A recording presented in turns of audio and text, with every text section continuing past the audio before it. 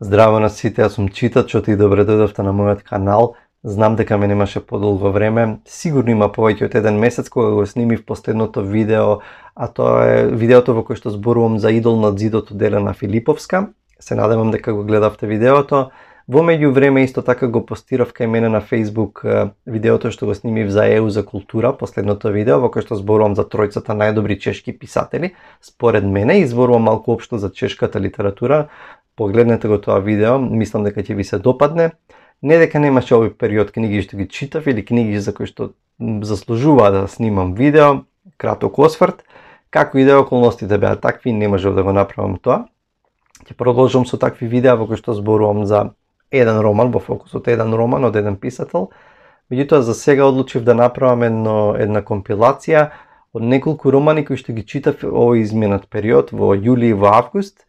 Се надевам дека некои од овие романи ќе ги прочитате, ќе бидете инспирирани да ги прочитате, можеби некои сте ги прочитале, пишете ми коментар на Facebook, на Instagram, на YouTube, може да оставите коментара за вашите впечатоци ако сте читале некои од овие книги. Значи, без да должам многу, почнуваме со првата книга. Првиот роман за кој што сакам да зборувам е нешто локално, меѓутоа малку постаро, а тоа е Дилбер Стана од Стале Попов. Од Стале Попов ги имав читано само Крпен живот и Калешандија, ама тоа не ни памтам кога.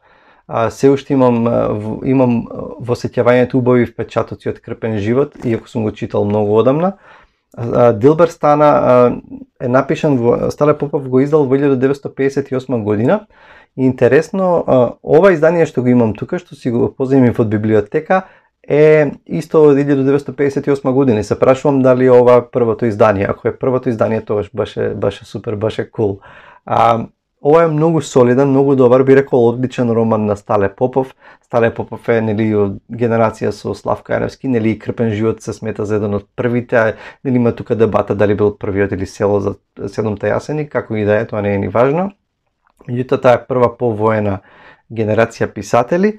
Дилбер Стана му е одличен роман, го отвара романот со една сцена во која што гледаме една убаво дотерана накитена жена, која што лежи на еден диван, меѓутоа сваќаме уште во првата сцена дека таа е несреќна, таа жена е Стана. Несреќна е затоа што 16 години живее во брак со синот на најбогатиот човек во градот Аџи Стевко, со Ѓорѓија. Меѓутоа ќе сватиме уште на самиот старт што ја мачи дека таа несреќна е затоа што не може да има дете во бракот со овој човек и затоа што некако на сила била дадена за овој човек. И сега таа тема не е ништо ново во литературата и во македонската литература, меѓутоа Стале Попов на многу убав начин го раскажува таа приказна, че имаме таа почетна сцена, потоа се го раскажува низиниот живот, не премногу детално, значи прави скокови во временски скокови и за на крај да финишира со една сцена и значи има на циклична форма романот, значи ќе заврши таму каде што почнува. И на крајот ќе видите кога ќе го читате романот завршува маестрално, не знам дали е маестрално, меѓутоа многу брилијантно завршува романот. Романот јас всушност го читав по допрен глас во разговор со една пријателка која што ми го препорача. И она што е убаво, значи приказната е прилично, нема ништо спектакуларно, ништо посебно во приказната, меѓутоа се отвараат некои теми кои што Стале Попов успеал на многу убав начин да ги стави во една контратежа, во една тензија, па се отвараат, би рекол, и сериозни прашања, па и филозофски прашања, ако се тие што сакаат малку подлабоко да навлезат и да гледаат на работите. Мене навистина ми се допадна, значи од една страна е, како што кажав, има еден англиски збор, straightforward, значи е отворен, нема никакви психолошки, тука не знам какви истражувања на психата нејзина или како и да е, длабоки сакам да кажам. Туку е едноставно убава нарација, убава приказна, која што заслужува да биде прочитана, ви ја препорачувам Дилбер Стана од Стале Попов. Вториот роман што сакам да го ставам во фокус малку, кој што ми беше вистинско изненадување, е Гитара од Палисандер од Кристина Гавран. Кристина Гавран е релативно млада хрватска писателка. Мислам дека е драматург по професија и по образование, меѓутоа овој е втор роман Многу позитивно бев изненаден од романот и во литературата денес се знае да доминираат многу романи во кои што се опишуваат внатрешни состојби, па не знам, интроспекции, па текови на свеста, нели, па знаат да бидат и некогаш тие приказни, тие романи знаат да бидат малку да направо да ни стежне онака, малце да не депримираат, некогаш ако не се добро напишани. Меѓутоа ова беше овој роман има една бајковита, едноставна бајковите едноставен квалитет, значи зборува поделена во 3 делови и во фокусот има 5 женски ликови, значи 5 жени и така приказните се поделени на тој начин што и секој од деловите е во не е тоа темпо, туку одреден начин на свирење, да речеме прво глисандо, па пицикато, па вибрато мислам, кога се свират виолината конкретно. И има 5 приказни, да речеме во првиот дел одат приказните поред на секоја од тие 5 жени, па потоа во вториот дел продолжуваат нивните приказни тамо кај што застанале, во третиот дел финишираат и се заокружуваат. Едноставни приказни и повторно многу убаво ми го доживеав романот затоа што баш имаше малку дистанциран однос во смисла на тоа дека ги гледаме нивните приказни без претерани длабочувања, убави креативно замислени приказни на жени кои што не можеме да најдеме точно временски кога се одвиваат настаните во нивните животи, освен во последната приказна која што е нашето современие, меѓутоа има прогресија, има надоврзување временско. И она што најголемата историја што Кристина Гавран успеала да ја направи, во сите има една многу суптилна нишка и гитарата е нормално во фокусот на палисандровото дрво и гитарата, меѓутоа тоа го направила на многу елегантен, многу добро осмислен роман и многу добро исполнет, напишан, значи прецизно, не романот не мрда ни лево ни десно, значи многу стегнат роман, а приказни кои што нема да ве обременат, туку се онака баш убави приказни и сите споени на многу убав начин, значи да не ја ширам се работава. Убаво изненадување за мене беше Гитара од Палисандер од Кристина Гавран, ви ја препорачувам. Третиот роман за кој што сакам да кажам неколку зборови е Петиот брод од Моника Компаникова.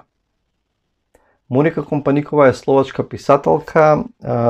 Врз база на овој роман бил снимен и филм, кој што би сакал да го погледнам, и добил на фестивалот во Берлин, добил награда, мислам, за најдобар филм за млади.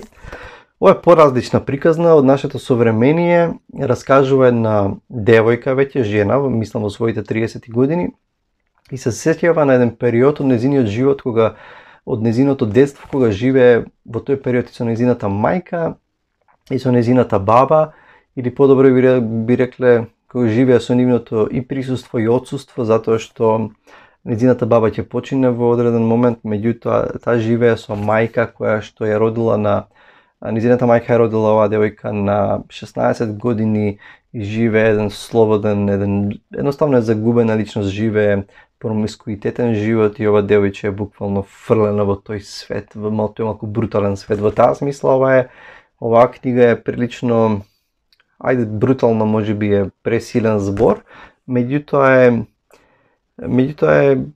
едноставно гледаме еден живот кој што воопшто не е лесен, едно девојче кој што се обидува прерано ќе мора да созре и да се снаоѓа во тој свет. Сега тоа е основните рамки на романот. Ќе видите исто и таа многу убаво се игра со времето, значи се навраќа во сегашноста, на минатото, значи комбинира тие прилично вешто и убаво е срочено тоа како функционира времето и раскажувањето во овој роман. Значи Гитара од Палисандер и Петиот брод се во издание на Антолог. Гитара од Палисандер ја превел Владимир Јанковски од хрватски, а оваа е преведена од словачки од Стојан Лековски. Значи мислам дека нема да сгрешите ако ја прочитате Петиот брод или ако сте ја прочитале, кажете ми ваше мислење.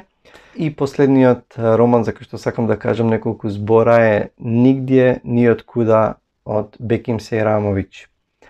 Знам дека ова е во оригинал, меѓутоа изгуглав и видов дека ја има на македонски, мислам дека е во издание на Македоника Литера. Значи Беким Серамовиќ е писател роден во Босна и Херцеговина, во Брчко, за жал на 48 години пред 2 години почина. Ово му е првиот роман, значи живее во Босна и Херцеговина е роден, па потоа во Ријека живее, во средношколските години и 2 години од факултет мора да се распаѓа Југославија, не го примаат да остане во Хрватска затоа што не е хрват, бега во Норвешка, живее таму неколку години, меѓутоа почнува да се навраќа после, живее во Љубљана, во Загреб, во Брчко, почнува да издава романи. Овој го издал во 2008 година и интересното е што во 2009 година добива престижната награда Меша Селимовиќ. Беким Серамовиќ, не знам што да кажам за него, пишува автофикција, пишува во неговите книги има многу автобиографски моменти, ако не и се. Има оваа книга, потоа има една Поубав крај и таа има на македонски, мислам Блесој ќе издал, Лепши крај и Твој син Хаклбери Фин. Тоа заокружува една трилогија со тоа, има и записите на еден номад. Сите се повторуваат, се автобиографски и споредуваат со, иако Беким Серамовиќ не бил голем фан на Карл Лубек Наузгор, кој што исто многу го популаризираше тој жанр. Овде го имате Кнаузгор, меѓутоа многу побрутално искрен, многу поотворен, зборува за своите неуспеси, стравови, едноставно борба со зависности, со дроги, со алкохол.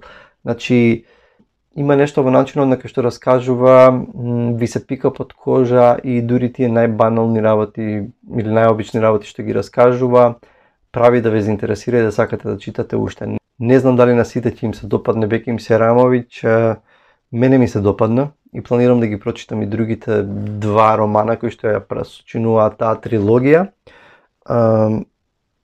Како што кажав, од прва може да ви изгледа неинтересно, може би досадно, меѓутоа има нешто во неговата искреност, во неговиот начин на раскажување што мене барем ме тера да се навратам и уште повеќе и планирам да направам една споредба, можеби во видео, може и во пишана форма, меѓу Карл Лубек Наузгор и Беким Серамовиќ. Значи толку за него, ова можете да го најдете на македонски. Ова беа само неколку книги, краток избор од овие неколку месеци, се надевам дека нешто ќе ве инспирира да прочитате некој од овие романи. Мислам дека нема да сгрешите, сега ова не се некакви ремек дела кои што ме оставија без зборови, меѓутоа се солидни романи. Ве поздравувам сите. Ако не сте стиснали subscribe на YouTube, направете го тоа и некогаш моите видеа споделете ги на Facebook за да можат повеќе луѓе да ги гледаат, да ја шириме љубовта за читањето и литературата и се гледаме со наредно видео. Чао!